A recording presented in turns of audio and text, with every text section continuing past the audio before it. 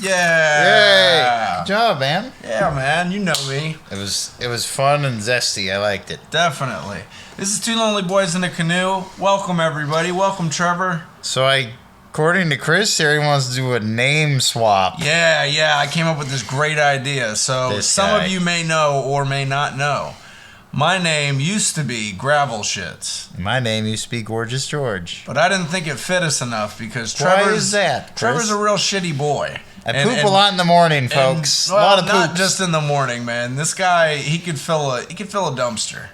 You know? Mainly the morning. Yeah, that's what they all say until they're just sitting there at work pooping on the clock. I poop on my breaks, good sir. Sure. No, anywho, but I was just messing around thinking that, you know what? I'd rather be Gorgeous George. Well, you have long hair like he did. He had longer hair. So I think that it's time for a name change. Trevor, you are now, I dub thee, Gravel Shits. And that's fine. I'll be Gorgeous George. I really don't care, All right, so it's fine. Cool. High five. Yeah, I got the better name. I got the funnier name, so you good. do got the funnier name. All right, Trevor, how you been, man? Yesterday was rough, having some mental health issues, but got over it. Today was smooth. It was a smooth day. You crazy? Man, dude, you don't even know. I was looking up for psychologists yesterday. Why? I want to talk to somebody. Oh. I got problems, too. I know. And I just got my health insurance card. So now I can go and if that's covered by health insurance. I think it is. Certain places will take it, certain places won't, but that's kind of just finding. I was looking it up last night. Nice. If you have health care through your job, it's possible that you might be able to go see a psychologist. You know, I saw a psychologist a few years ago before I moved out to Oregon when I was having panic attacks. And he really taught me a lot about, like, stepping back from situations and not letting it affect me as much, breathing exercises, and kind of positive things to remind myself of, especially when the world's just being very negative, you know? And, dude, I've had mixed feelings about psychology because it's hard, I think. It's hard to go in someplace and be emotionally open. Especially men, we're taught not to do that, so it's... Well, you have to get past that at a certain point, because if you don't deal with your emotional issues, they'll linger and become festering problems later in your life, or, you know, lead to suicide possibly. You know, a lot of people that don't deal with their mental health end up killing themselves because at a certain point you feel like nobody's listening or nobody's there. Well, folks, we're here and we're telling you, if you feel shitty, talk to somebody. You know? I think that's what this podcast serves as, something for us to kind of have an outlet. Therapeutic outlet. A little bit, you know, but I think if you really have thoughts that, you know, of depression, or, you know, that you've had issues in the past with that, you got to get some outside help. Also, going go ahead. So going to a place too that helps you calm down. Like for me, if I go to the river or the woods in general, it always calms me down. So yeah, you guys should. If there's a certain place that calms you down, like the library or a friend's house, or even just, you know, sometimes taking a walk is nice by yourself. You don't always have to hang out with somebody, but some of the best times I've ever had to think, I was running at 4:30 in the morning. You know, there's nobody around. It's very quiet. You're doing a physical activity, and it's right before the day begins. So you're kind of getting your thoughts in. You know, you're thinking about what's going to happen later and what happened yesterday. And it gives you time. You know, I used to take like an hour and 20 minutes, and it was a really good time in the morning to plan my day and think about what was happening. The toilets also can be a calming spot, too. I do some thinking on the toilet. Because you've released the a bunch old of John, things. they call it. Yeah, the loo. Because you've released all these things out of your body, so your body can relax. The Porta John. The lavatory. You said the loo. I got one. The outhouse. I've also heard it called the Mexican time machine. I heard a Mexican guy tell me that once. He made that joke. The bucket. The Mexican bucket. Time machine, though. But yeah, the bucket. The old chamber pot. The place where you go to talk to a man about a horse. I got one. porcelain throne. That's a good one. Yeah. I've heard that.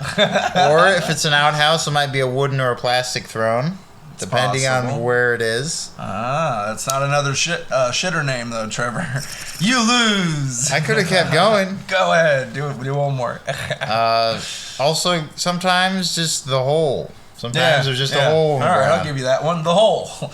Down in a hole. Down. We could. Feeling so small. Do you want to lead right into that, or do you want to do news first? Why not? We can talk about Alice in Chains and then talk about news. They're way cooler news. So we're doing a very Northwest episode. That's why I know you folks can't see, but I'm wearing flannel pajamas and a very ripped flannel jacket. I'm all flanneled out right now. That flannel's flammable. That flannable. The flammable flannel. The flammable. So we're going to talk about the movie and album review, and also our skit of our Northwest store. They're all grungy tied. We came up with a really interesting idea for a Northwest apparel location, kind of a clothing and accessory store. Black Hole Sun. Yeah, it's going to be called Black Hole Sun. Like the Soundgarden song. Like the Soundgarden song, exactly. And in this store, they will sell nothing but Columbia, Carhartt, North Face or North Pole. Is it North Face? North Face. It's also Patagonia sometimes. Sometimes Patagonia. And maybe like some general camo, like some Real Tree, which is a lot of rednecks wear that. So we're going to be selling strictly Northwest gear because out here, especially in Eugene, you see everybody in Carhartt jeans and fucking shirts and flannel. And I'm just saying, camouflage too. If everybody's shopping for the same shit pretty much, why isn't there an exclusive store for it? And also you see the random tie-dye. Like here it's definitely a mix of hippies, rednecks, and random tweakers and just people traveling. Yeah. So we would have a store that would have maybe some tie-dye, maybe you'd have some camo. Possibly clip-on beards and mustaches. Clip-on beards and mustaches, definitely. A lot of crazy hairstyles that you can just wear out. It's a / barber store or barber shop. We have a barber shop too. In the back to go with your Northwest haircut. It's all Tina Kotek's haircuts. She's our new governor now. Short and what is it? Short and high. Short and aggressive. Short and high. That's how she stays. She's gonna tell us men how it is. Tina Kotek seems like she's cool. I've never met her, but from what open lesbian governor of Oregon. Well, from what I hear for politics, she's progressive. Obviously, she's Democratic, but a couple of things I've heard her speak on, she doesn't sound like she's a complete piece of shit. You know, she sounds like she's informed and she's trying to make good decisions. Yeah. But the problem I have with our political system is that it's two-party system, and you have to back your party, or else you're out the house. That actually is a good point. I'm sure there's been politicians that wanted to do their own thing, but they were pressured to you have to follow our rules, the party's rules. You're with us. You're either with us or against us. If you're going to be an intermediate, you're just going to lose. And independents never get it. Yeah, exactly. And so you're just throwing your political career away. That's pretty much how it's solved. Yeah. So and it's sad, man, because what we have is not working. The government we have has become too corrupt. Yep. You know, it's like a corrupt police force, and nobody's policing the politicians that much. And there's organized crime involved and all kinds of shit. There's a lot of different levels of it, and I guarantee the cops that investigate certain people, they get told to leave it alone sometimes because so-and-so's a senator or so-and-so's brother's I'm sure with the the Epstein case, there's higher-up people that are royalty or presidents or other... Fucking kings and queens, and queens and higher-up business people that I'm sure people investigating were told to hey, you need to back off or else. And that's what is fucked up is that these people, they live in the shadows, man, but by day they walk amongst us. So we need to be careful of, the politicians that are just pieces of shit. There's the phrase, there are monsters among us, and that applies to serial killers or to shady businessmen. I would get behind a politician that was honest. Really honest. It's hard to find. Just told the truth. That'd be there's got to be a political joke about that. Yeah. Finding an honest politician. Oh, there has to be. Come on, there's got to be a million of them. There's a Mark Twain quote I could say as for that. It says, "Imagine you're an idiot. Now imagine you're part of Congress. But wait, I repeat myself. Mark Twain. Yeah, that's good. Yeah, Mark Twain is a. He's a funny dude. He's a funny. He's officially the first American traveling comedian. Officially. Yeah, he's a very interesting guy. Everybody should check out Mark Twain. He's one of the great American writers. Yes, great American writers that definitely shaped American modern thought throughout the 1800s. He traveled around. Like, if there's a song, I've Been Everywhere, in a traveling band. Man. But you know the song, I've Been Everywhere, man? Like, that dude for the 1800s got the fuck around. I've been to Yokohama, Pensacola, North Dakota. North Dakota, South Dakota, East Dakota, West Dakota. North Virginia. Wait, there's all these places. I've been everywhere, man. I've been everywhere. Inside your daughter's pants, man. I've been everywhere. It's like, what? And the donkey, too. Wait, what's going on? I've been inside your wife and kids. It's like, whoa, this guy got around. I've been inside your dog. I've been inside your house. I've been inside. What? No. I've been everywhere, man. You imagine just singing that to a guy held captive? I've been at your workplace. I've been at your. Where you did taxes that time, where you puked in the public bathroom. I watched you from a tree as you took a shit. And I jerked off and ate cheese at the same time. I was the one that flattened your tire last week. I've been everywhere, man. I actually shot JFK too. Damn! Whoa, this guy gets around. Oh, that was a good one. So Northwest store I think is going to be pretty nuts. We're going to sell to the Antifa on the left and the Proud Boys on the right. Exactly. We're going to sell the Proud Antifa boys. We're going to sell what is it? Tina Fey glasses for the women and men, and we're also Tina Kotek haircuts, of course. Tina Kotek haircuts, high and tight. And we're also going to sell what are the Oakleys, the Oakley shades, Vader shades, because the Proud Boys love those. They do. So we can build a store around hate, right? And it'll constantly get bombed and stuff like that. Yeah, no, it's a war zone. We'll make literally a war zone. We'll make everything out of rubber. It doesn't matter. We'll recycle tires. Yeah, make it store out of recycled tires. We're gonna be fucking crazy with it. Also, we're going to also have carabiners because people love to wear those. Their keys on the carabiners, the jingle jangle on their pants. And all the time. We're gonna allow Jay and Dan to get in on the ground floor. Bonfire, this is a shout out you've been looking for. Get in on this business deal in the Northwest. This is a great deal. Open up a bunch of clothing stores / comedy clubs. Jacob Patat, you can come and we can also Jacob will be the general manager, man, for all the stores. He'll be the GM. Also, if you want to sell any Airwolf gear, Jacob Patat, that's perfectly fine. We would definitely have a special Airwolf section in the front for Jacob. For Jacob. Yep. For Jacob. For Jacob. And also, Christine, we will sell dancing apparel too. Northwest dancing apparel. Constant yoga pants because Christine loves to dance, apparently. There'll be camo and flannel pattern. She's a TikTok dancer, man. You don't know? She gets on those TikToks and she ticks her talk. I didn't know that. And by ticking her talk, I mean she flicks her bean. No.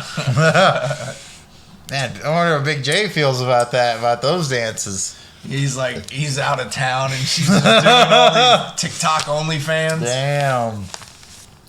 Or she could do the dance like the girl on the clock from the children's show. She's on the rug. Jay sees none of the money. Yeah. She's doing the clock dance on the ground, doing that crazy dance. You're like, there's got to be a girl out there.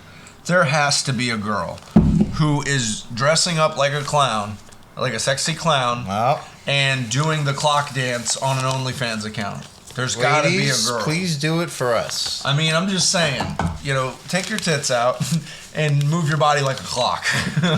Also, if you want to just get naked and move like a clock, that's perfectly fine. Well, I'm just saying, you could still see the same amount in a thong, but man, it'd just be awesome to see a chick doing the clown clock. Dude, I'm fucking wanting to look this up immediately. There's gotta be a porn out there. I'm getting Chris aroused right now, folks. I'm telling you, folks, that little clowny chick. She was my first Harley Quinn. She was my first. You met your Harley Quinn at playtime. I had my first girlfriend in kindergarten. I started young. There you go. Her name was Caitlin Hagen. I remember. Damn. I kissed her in the tunnel. Like the little plastic tunnel. And we used to go hang out there at lunchtime, and we were talking about getting married as kindergartners. We were like, yeah, we're going to have a bunch of kids running around this playground one day, just like us. Bunch of fucking grown adult conversations happening amongst children. Pretty good. Pretty good. It was funny because her mom, who I'd met throughout the years because she was a nurse at a doctor that I went to from time to time. So every once in a while I'd run into her mom and she'd tell me about Caitlin and she'd show me pictures of her and stuff. And I'd be like, I remember kissing that.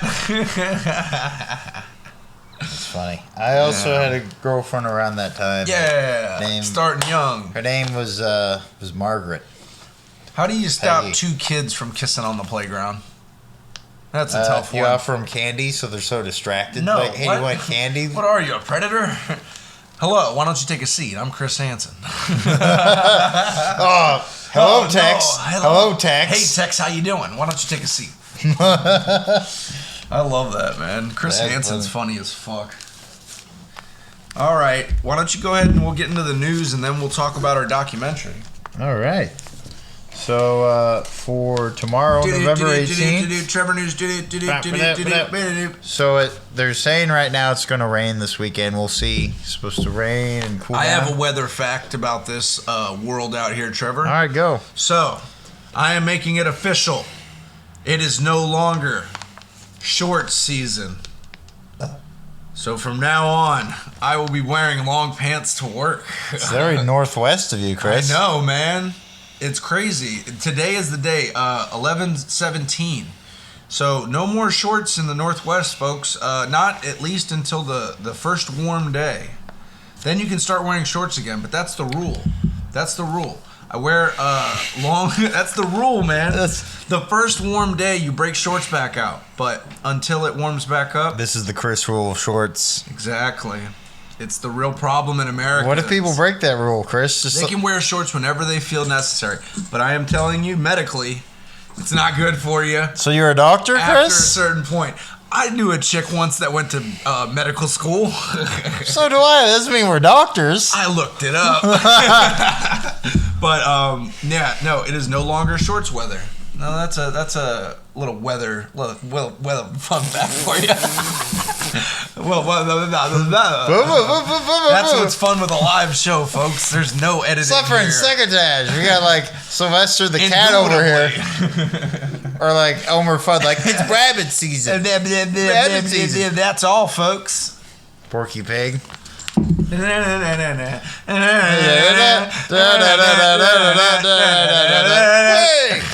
I like how he wears a jacket but doesn't wear pants. What is up with that? Hey, three little pigs, let me in.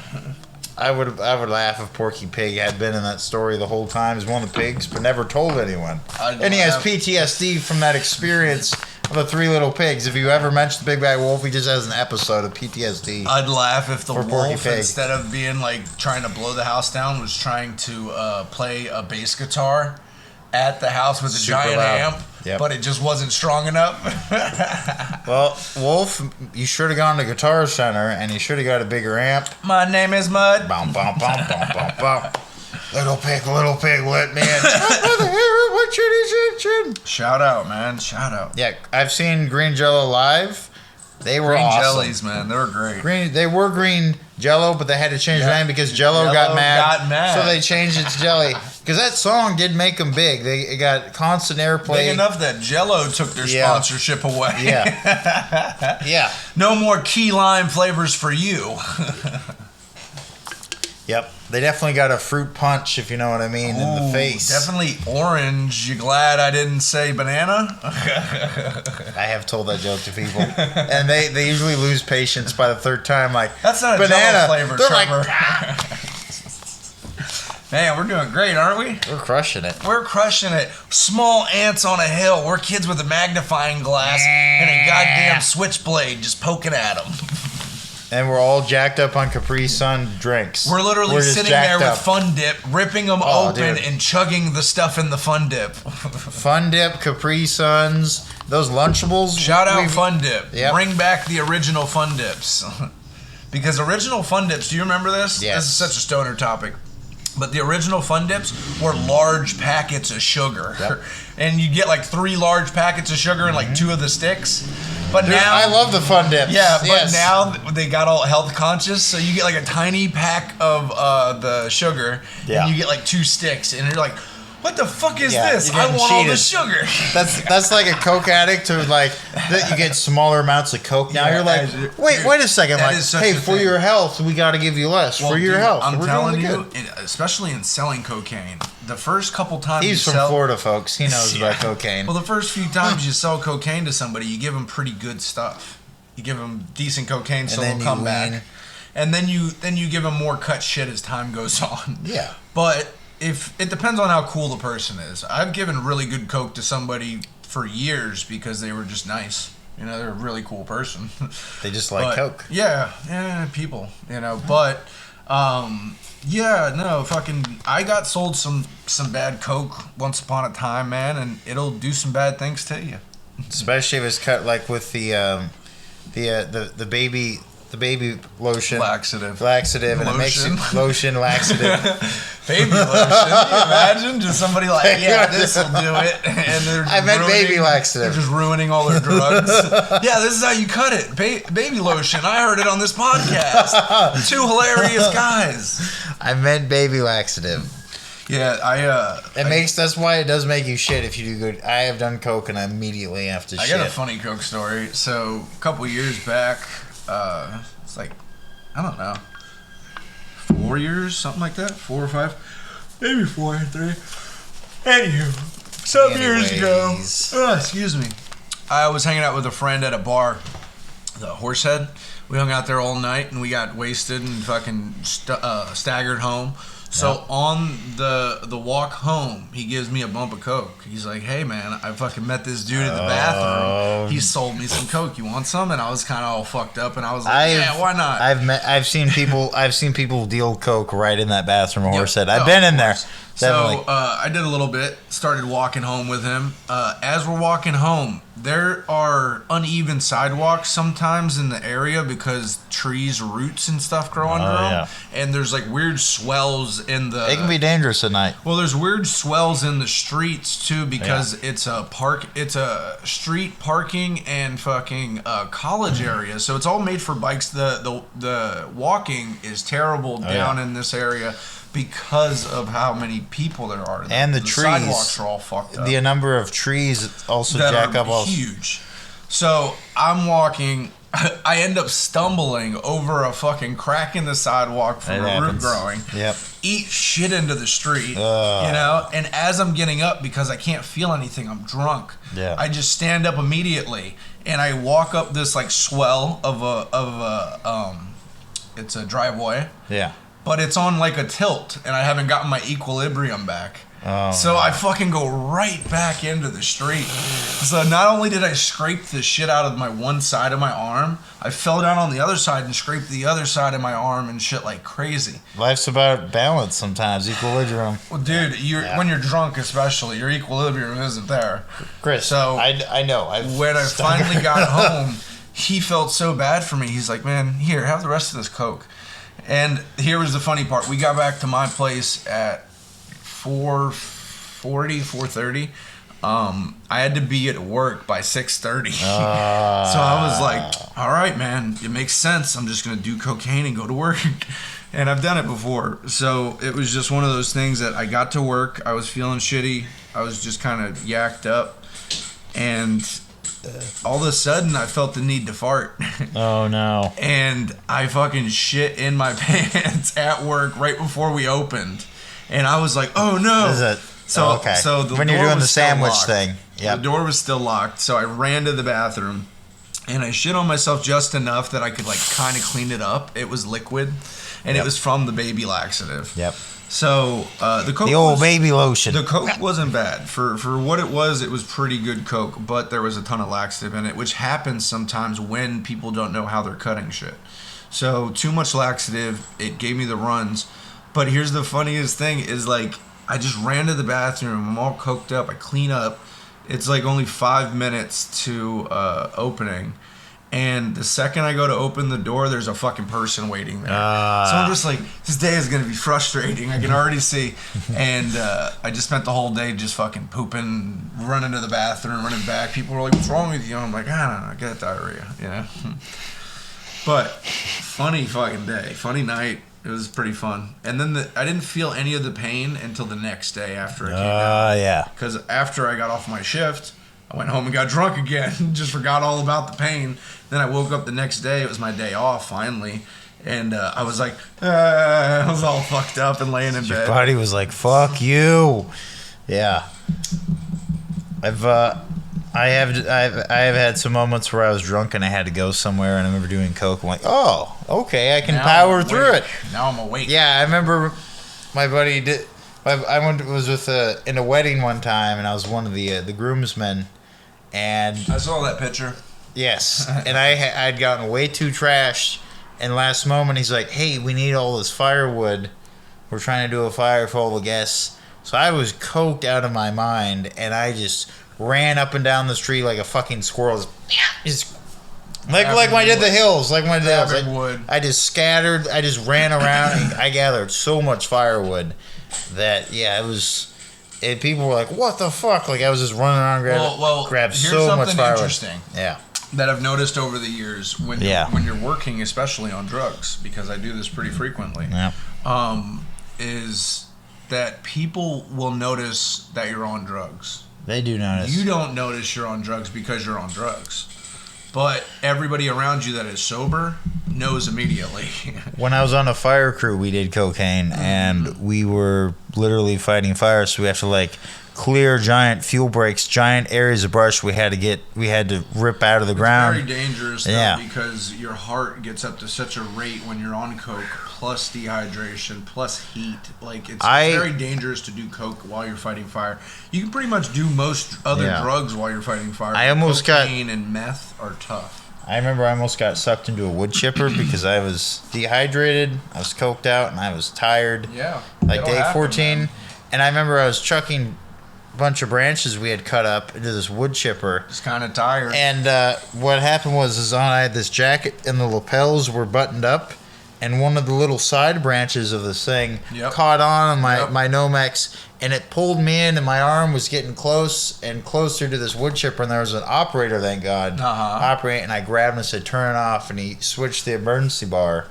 But I was inches from getting sucked in. I remember I when I got done, I was like, I need a break, and I fucking threw my helmet against the road, and I almost died. Moment, it is extremely common for people to die in wood chippers. People don't realize... Wood chippers, it's terrifying. Well, people don't realize that, work safety is a real thing. It is a real thing. Especially when you're dealing with dangerous equipment. I deal with a forklift that I drive 35 miles an hour through a place with people. And you could definitely die from a forklift accident. You could die from a forklift accident, or I could kill somebody driving that fast and them not paying attention and me not paying attention. So you have to be careful with certain things. It's like when you're driving a vehicle. Anything. Yeah. What happens in Florida a lot is they have these guys, especially during hurricane season, they'll come around and do cleanup. They'll cut trees back. They'll cut trees down that are in the way. They'll kind of prepare for hurricane season and after the cleanup is necessary. Yeah. But a lot of these guys are on drugs, and a lot of them just run around with chainsaws and trucks. Yep. And they'll offer to do the work, to an extent, but so they're trying to get so much work done in a short amount of time. Like a 3-man crew. I've heard of this. There was a 3-man crew down the road from where I was working at my brother's. He was the manager of a fucking small mechanic shop. So I was in the back scrapping metal and shit. Yeah. So while I was working there was a guys that came to that facility to get their shit worked on that had a wood chipper. That were out of his site. Yep. Okay. That were out of his site, and some people were high on the site, fucking probably coke or something.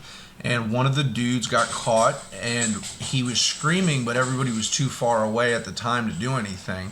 So he had a bunch of people rushing to help him, but because he was by himself and he wasn't paying attention immediately, high on coke. What happened? He fucking fell in and died.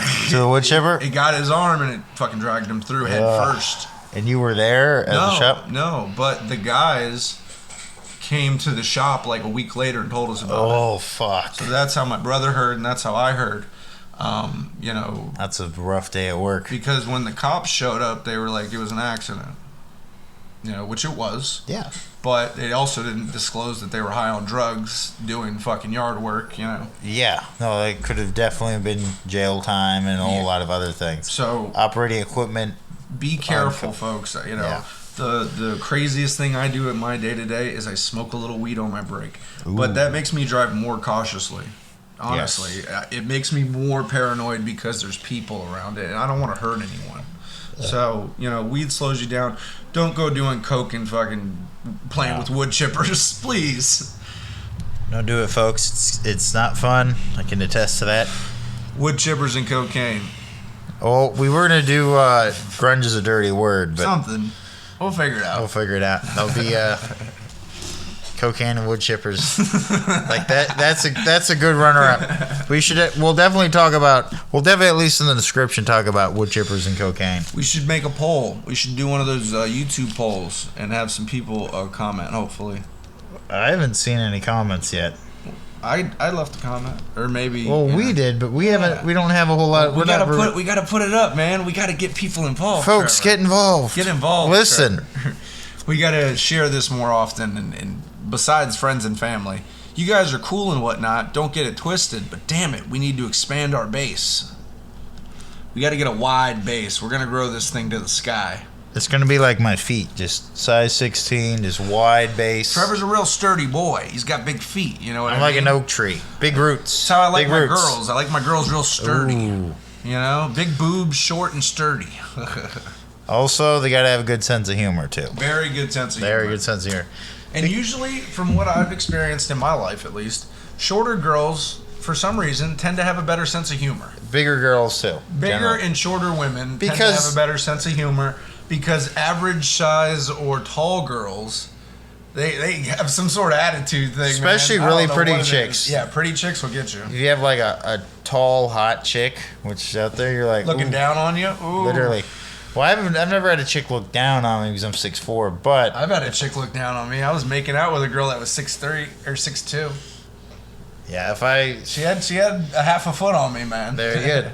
It'd be weird if I'm like 5'10". It'd be weird if I met like a 7 foot tall broad and I would be like, "Hello up there."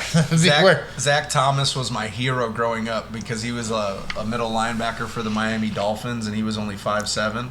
But He was built like I was. Like he was a short, stocky dude. Yeah. But he was really good at his job. He was one of the best fucking linebackers the Dolphins ever had. He made a good career of it. But I always wanted to be like him, man. But I was never fast enough to be a linebacker. That was my problem. Yeah, you gotta be all fast. The black kids would outrun me all day, bro. Black kids run, man. I don't know what it is. No, they fucking run. We also had the black kids at school that were the fastest runners. They were the fastest runners. I was quick. I was one of the quicker white kids for sure, but yeah, there were some black kids still that. So in my elementary school, there was a few black kids. There was a couple of them that had been left back and shit. Yeah. But what ended up happening was in first, second, and third grade, I was the second fastest kid in the class. There was a kid named Michael Cohen. He was one of my best friends. I like how you remember his name. Dude, we were best friends. Michael Cohen and me used to race constantly because he was fast and I was fast. And I was the only person that kind of pushed him. That's what fast kids do. Yeah, you race each other. Saying you were fast friends? So, yeah, it was really good. So, what happened in 4th and 5th grade, where there's a lot more black and Latino kids started getting into the schools. Shit. And they left me and Michael in the dust, man. And then that even got proven further in middle and high school. Especially high school, yep. I don't know, man. Black kids be training from young ages to run, dude. They are just sprinters. There's a really good Bill Burr stand-up about black genetics and athletics and how they're just really good. Really good at athletics. Look at the fucking NBA, man. Oh, yeah. There's not a lot of white guys. NFL, too. It's And it's not racist, folks, if it's factual. Black NFL genetics as well, man. Well, Yep. it's I think people that had been enslaved and kind of persecuted, what that does to a person's identity and what it does to their psychology is it forces them to become harder. Yeah. You know, But and build certain skills. If you look even before the enslavement of Africa, starting in the 1400s, they were just a society that was still doing a lot of hunting and gathering. Yeah, and their hunting strategy was pretty interesting. Yeah, because mainly they would take 4 to 5 guys, all spears, and they would run down lions. Yeah, and deer, gazelle, they would run their prey down. So you create enough scattered thought in the animal's mind that it's constantly running away from one guy with a spear, and then another guy shows up. Yeah, exactly. Before the animal knows what it's done, it's run 20 miles, and these guys have kept up with it. And they kill that motherfucker, drag him 20 miles back, and then they have food for 2 days, 3 days for the whole tribe. Yep. And then when the colonials came over, they just realized these guys were athletes. And they were like, we're going to take you back here and we're going to do some fucking work with you. And they got slaves fueled on cocaine and they fucking gave them more drugs and, steroids. I think they had different versions of steroids back then. But they definitely would. They would definitely put proteins in their meals so that the offspring would be even physically stronger, and they would keep doing that. And I think that when people had slaves, they realized generationally when having slaves, they were like, it's in my better interest to keep most of them healthy and fit, because if I do, they'll work hard. But you don't want to keep them too healthy or fit because then they'll fucking rise up or they'll run away. Django will just become unchained. Django will become unchained and he'll fuck your ass up. What's up, Jamie Foxx? What's up? Jacob Patat used to be a producer on a radio show that Jamie Foxx had. It's called The Foxhole.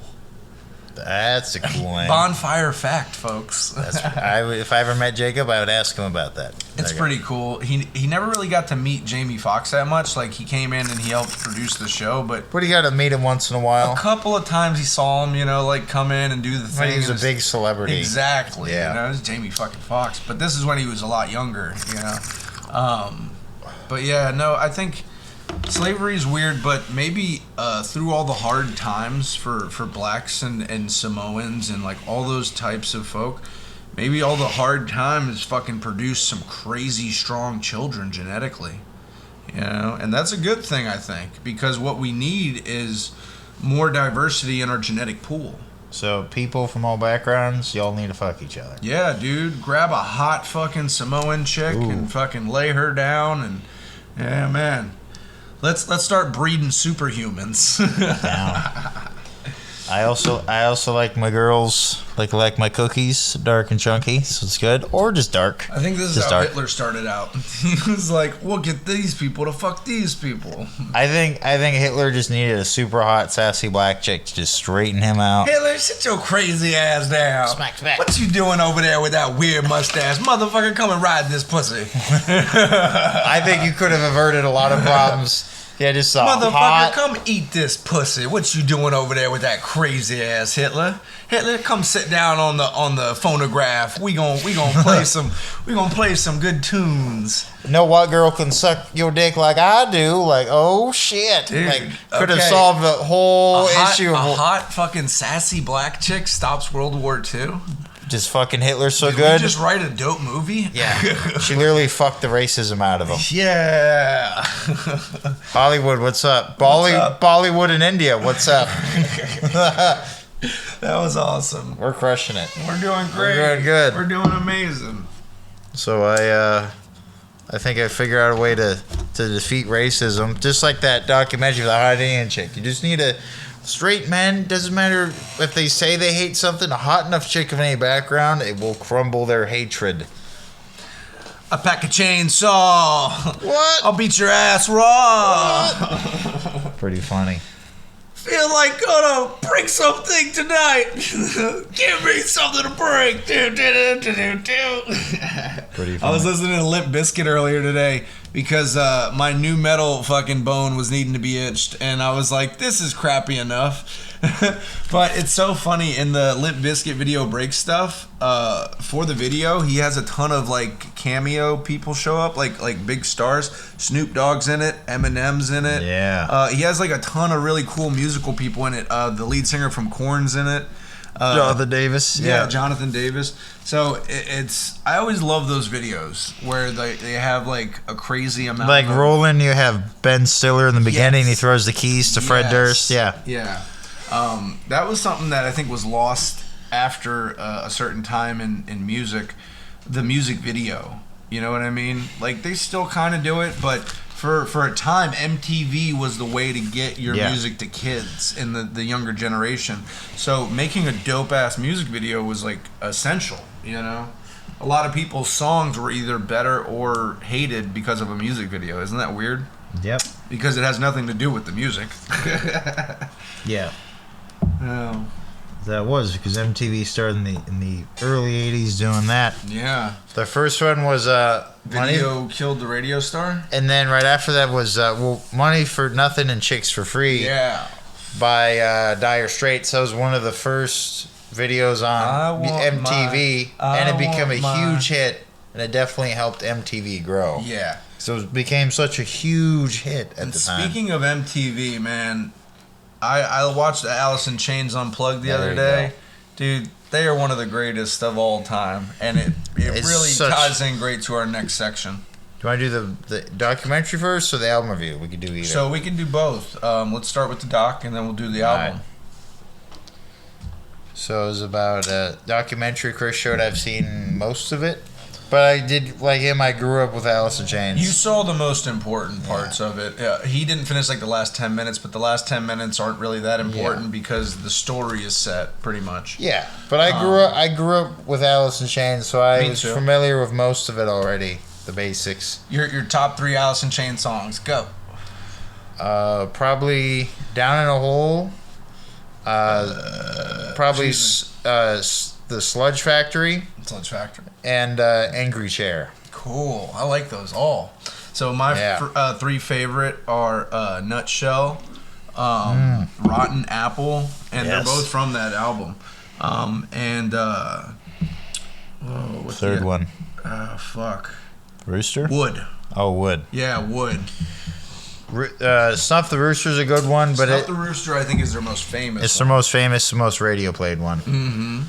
But they have so many. They were one of those bands that had so many songs on the radio. Like they had many Chains hits. Was a big Northwest band, straight out of Seattle. They were like the head of grunge. The same time Nirvana was coming out with grunge. Yeah, they started in 1980. With Nirvana a lot. They started out as the band Sleaze in 1985, and then in 1986 they renamed Alice in Chains. Yep. And they moved away. They actually started out as a hair metal band because it was the 80s, mid 80s at the time. Yeah, they started out trying to find their sound as a few different bands, but the members are just crazy in Alice in Chains. Fucking Jerry Cantrell and Mike Inez and they were all sorts of crazy musicians. And they were friends with a lot of other bands that were coming out of the throes of hair metal and punk rock. Finding the new sound of the 90s. Yeah, and a lot of those things from the 80s, like hair metal, punk... Was dying off, and then heavy metal was going in its own direction at that point.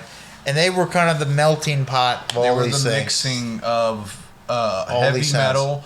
I think alternative heavy metal, punk rock as well. Yeah. So grunge found a real niche in the 90s. With a little bit of folk rock for some reason. A little bit of folk, yeah. Yeah, more country in there. But the documentary is about Lane Stanley and his demise, basically, and his descent into his death. But it goes on to tell about how Alice in Chains came up and how they got big and how they all kind of dealt with drug problems at different points. Yeah. But Lane Stanley, the main singer, had a heroin addiction that he couldn't overcome, and unfortunately it did take his life. He's one of the best singers I think is out there. I mean, you could have put him with a lot of groups, and as long as he was able to sing well and write most of his own lyrics, I think he would have been fine. They've had opera singers review his singing, and they're like, they're impressed too. They're like, Lane damn. Stanley was probably one of the best singers of the grunge era of the 90s. His vocal range was crazy. Yeah, he was amazing. The problem that Alice in Chains ran into, and I think it's a problem that a lot of groups run into, especially music groups, is that one or two or all of the members at a point get hooked onto drugs and kind of the lifestyle of a musician, especially when you're on the road and you're lonely, and a lot of things that play into mental health. You know, depression's a real thing, man, and a lot of people deal with depression with drugs.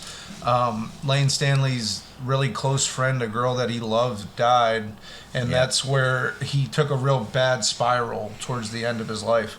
But before that, you know, they were touring, they were doing great shows, they were recording albums. They're like 2 or 3 albums. I think it was the second one after their first album and the third were both platinum.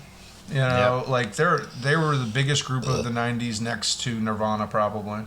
Pearl Jam was huge. Pearl Jam too. Soundgarden too. They were up there. You ever heard of Pearl Jam live? Well, there was also Smashing Pumpkins, were another huge grunge band. Mm-hmm. There were quite a few. They're one of the titans of grunge. But I definitely feel like it's like Nirvana, Alice in Chains, and then everybody else kind of falls in. Unfortunately, Pearl Jam is. I hear them just as often as Alice in Chains. Oh, again, it's up for debate, but I prefer, my favorite grunge band is Alice in Chains. Well, what ended up happening with Lane Stanley was he became unable to perform because he was dope sick constantly. Yep. And if you don't know what dope sick is, when you do hard drugs like heroin or opioids, your body will become frail at a point after you've come down from your high. Yep. It'll cause you body pains, it'll cause you withdrawals, it'll cause you sweating and heaving. A lot of people go through it with alcohol withdrawals. I've done it before. I've had it too. Yeah. So what ends up happening is you go to get more dope to not feel that way. Yep. And the more you keep shooting it, it's kind of a, one hand feeds the other, but it's going nowhere. So he ended up getting really bad to the point where he couldn't tour. And the band was pretty much breaking up every other year because he would get hooked back on heroin. They'd get together, do a few songs, and then something would go wrong and they'd break back up. But I think the saddest part of this whole documentary, and it really remained neutral, I think, the whole time, it just showed a lot of facts and videos and interviews with people that knew them, was that he was a sad dude. He was a guy that needed help and needed off the road for a while and needed to be in rehab again because he had done rehab and relapsed, which is a part of recovery. But because of his status, I think, it fed his addiction and it allowed him access to drugs and people that would basically enable him. More so than the average person. Exactly. Yeah. Because if somebody is watching a family member die of drugs, most of the time, I think, people will snatch the shit out of them, Even friends, too. But when you're famous and you have money and you have a lot access of yes men. And you have people around you doing that type of thing, I think it becomes more of how do we get them doped up so I can take some money. Like Pink Floyd. It reminds you Pink Floyd did that hardcore. The sad news is that the lead singer eventually ODs and nobody's there to find him. He ends up decaying in the room for quite a few days before anybody finds out. Because towards the end of his life, he was very solitary. He was writing his own stuff and recording here and there. He had this. I know he bought this condo in like downtown Seattle. Yes. Just this giant random condo. And he was basically just living out the end of his days in a drug-fueled state, just hanging out with whoever would hang out with him. And writing music. And fucking around. So it was a real sad end to this story, but I knew how it ended already. It just sucks to see such talent get wasted. And again, it goes back to mental health, folks. If you feel like you need somebody to talk to or you're having problems with drugs, I did it for years with alcohol. I had a real issue at a point. I had great times when I was drinking, but towards the end especially, I have way more bad memories than I do good memories. So with that fact in hand, I think that people need to realize there's a lot more of good in the world than there is things to be afraid of or run from. But it's all about how you see it, man. I love hearing Trevor play, even though I bust his chops constantly. It's one of those things that I think if people busted my chops, it would push me a little bit more. And just having nice people, man, it's really irreplaceable. That's why I'm glad to do this podcast with you, bro. So yeah, I've also had issues with alcoholism, and it's definitely caused a lot of difficulties in my life too, with like relationships, jobs, other things. But relationships, especially. Yeah, it probably didn't help with my family either, but girlfriends especially. But well, I mean, relationships are all, family and friends, everybody. I think that it's hard. It is hard, but especially like us, we have like. You're pushing yourself. You're in physical jobs. You're trying to do these things, and then you try to let loose. And sometimes you just go too hard, and then you do things that you don't mean to do. And the next morning you wake up and like, oh, what the fuck happened? But I think a part of being a man, and especially a good man, which is hard to find in this day and age, is that you're willing to make mistakes. You're willing to make mistakes, you're willing to fix those mistakes, and you're willing to work on yourself while you do it. I don't do liquor anymore with Chris, and it's been good. Yeah, no, yeah. Trevor's straightened up a lot too. I think I was fueling him a bit when I was drinking the way I was, because whenever I'd come around with a whole bottle of vodka, I'd be like, I need somebody to drink this with. And I would drink it with him. Yeah, and it was me looking for a buddy to drink with more than a friend. You know? And especially what I needed was a friend. Yeah. Especially when we were homeless, like. Life was stressful enough that we did it to fuel getting through, and we did eventually get through. But if we had done that more sober, who knows? We might have had a better time, honestly. I think that me staying sick as long as I did was because I was drinking. I wasn't allowing my body to heal properly, and I was just drowning myself with booze and cigarettes. And honestly, to an extent, it did help, but when I couldn't go to the bathroom, that's when I realized this you was had a to literally crawl from your truck in the parking lot to the porta potty. Yeah, that was sad. And that's where you have to realize that you're doing something that is more harmful to yourself than it is good. Yeah, and life will give you these circumstances to allow yourself to figure it out, but you as a human being have to take the proper step to not do that again. I never want to be that sick again in my life, hopefully, but it's something now that I know it's in me. You could die from something stupid like that. I still think I'm drinking yourself to death. Yeah. It's not a great idea. I still think I'm going to probably die by a rogue train attack. Yeah, train attack. Trevor was in an elevator headed to an office building, and this train came out of nowhere. Trevor gets out of the elevator. He's like, why are these tracks on the carpet?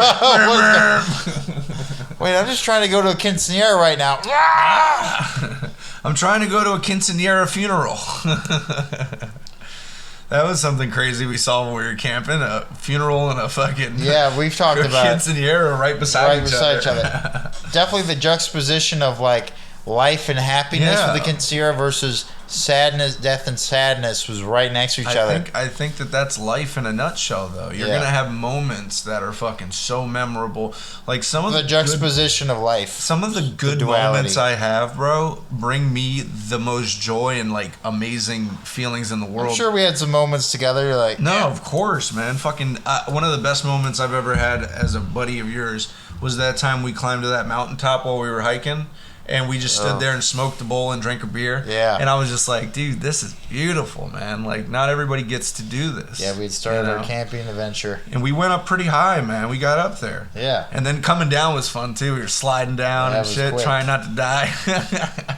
Yeah, Chris was moving a lot faster than I expected. Trevor the mountain goat, I had to keep up. Then he caught an ankle, but fortunately he continued, and from there we decided to walk so we don't hurt ourselves. Well, I think what happens, especially when you're in nature, is you try to push yourself a little bit more than you normally would. Yes. But the issue also in nature is that it's unpredictable. Things go wrong. You're usually further from medical facilities if you get seriously hurt, because you're further from society. Time is a factor if you have something like a concussion or fucking a massive bleed or definitely if you're caught out at nighttime where the temperature drops and visibility is harder and it's harder to transport, or just getting lost. You know, people get lost in the woods all the time. Still happens. So be careful out there, folks. Maybe bring a compass. Compasses are always pretty nice. Compass, always bring something to collect water in, like even a container, water bottle, something. Yeah, something.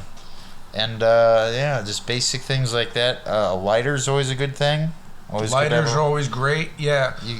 Definitely if you have a wallet or something that you keep on you constantly, like I always have my wallet on me. You should probably keep like tinder or something in there, like also charred tinder. Also, if you have a small backpack, if you have even just a small amount of paracord, or you can also use your bootlaces. Sure. I've actually had to do that before. I had to use my bootlaces to tie things down. We should do a topic subject on survival. Yeah, dude. I've spent a lot of time in the wilderness, so because what we are, folks, is we are rough around the edges guys that have had to fucking fight and scrape to be just normal.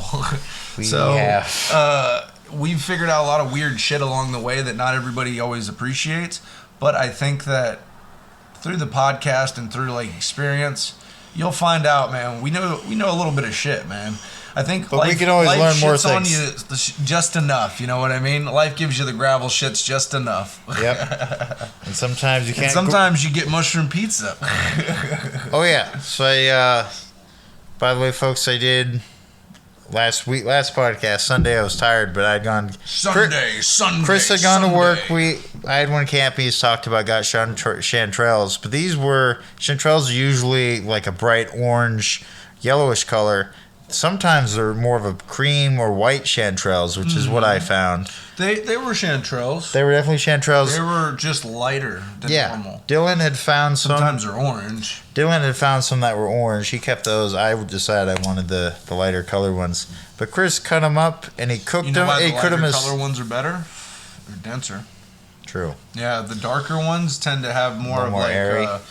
They're dense as well, but when something's darker, usually in nature especially, it's getting closer to its death.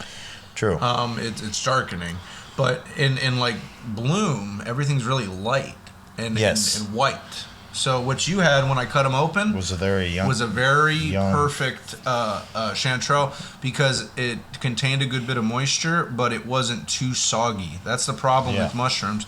Sometimes if they're not kept well or they're fucking kept for a couple days too many. Here's a tip, folks. When you go mushroom hunting, Christina's been on the show. She was the one that really taught me a lot about mushroom hunting. And some things she taught me is definitely research what you're looking for because mushrooms are toxic. Yeah. So please ask a friend, look it up online, get a book. Like for your first few times going mushroom hunting, you should probably just go with somebody that knows what they're looking for. Like Christina showed me a lot of the ropes.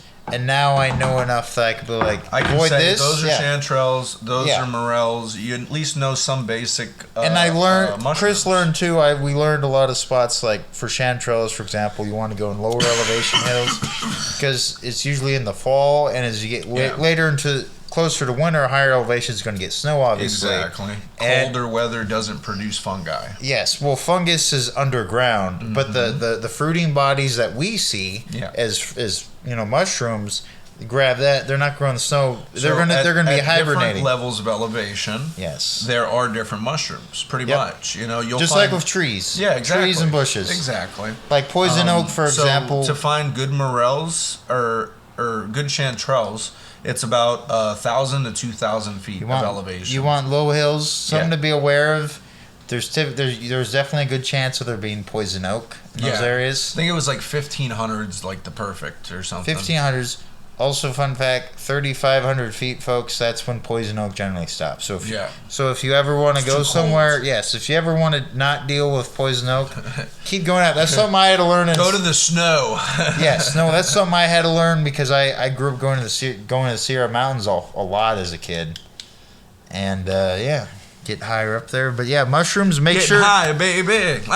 Make sure you dry them. Make sure you dry your mushrooms properly. Yeah. And this has been our grunge episode. Yes, DJ Lou from Bonfire. We know grunge is a dirty word, but deal with it. Pearl Jam. Eddie Vedder. Oh, real quick. Album review, just real quick. We didn't get to it, but Jar of Flies. Yeah, it was Alice in Chains. It was from album. 1994. It was one of their big hits after Dirt, and there was another one. But it's got some great songs on it. I recommend checking out Rotten Apple. The song I was going to request was actually Rotten Apple, but probably one of their biggest songs on radio play is probably Nutshell. Nutshell, which is a good one. Nutshell and Rotten Apple are my two favorite on that. On that whole list. But they got great songs. Like Whale and Wasp is a strange one, but good. Other ones, but yeah. Rotten Apple. But anyways, well, I think that's gonna about do it for us, folks. Please go like and subscribe at Two Lonely Boys in a Canoe podcast. We'll have more episodes uploaded this weekend. Yeah. And Trevor, why don't you get us started, man? All right.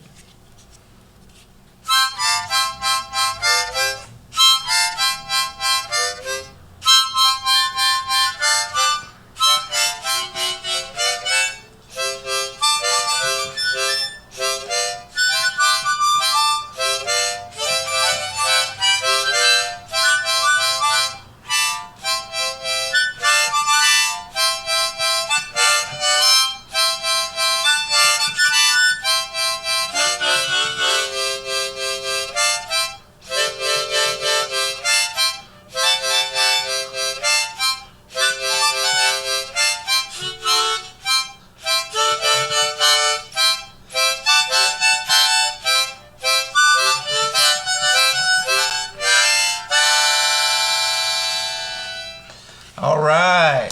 That's been Two Lonely Boys in a Canoe, folks. I'm Chris Evans. That's Trevor Alstrom. We'll see you next time. Later.